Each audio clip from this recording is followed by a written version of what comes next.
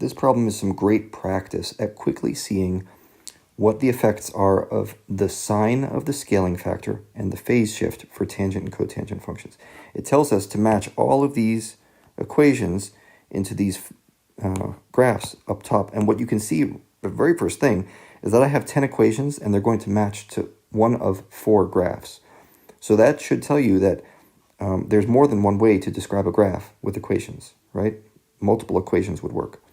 So let's just start with, you know what? I want to start with this one down here, tangent.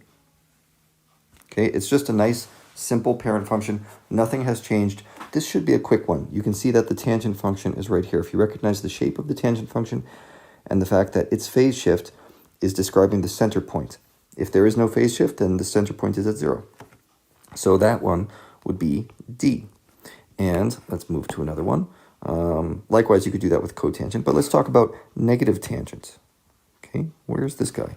Well, negative tangent is going to be the same as tangent, no phase shift, but it's flipped upside down.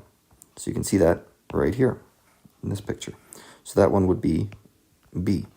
What else am I looking for? Let's talk about a phase shift.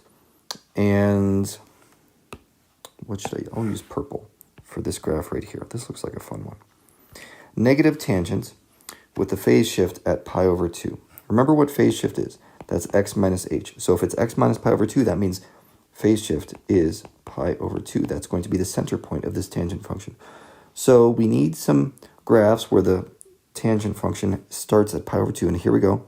There's an option, and there's an option. Those both have a phase shift of pi over 2.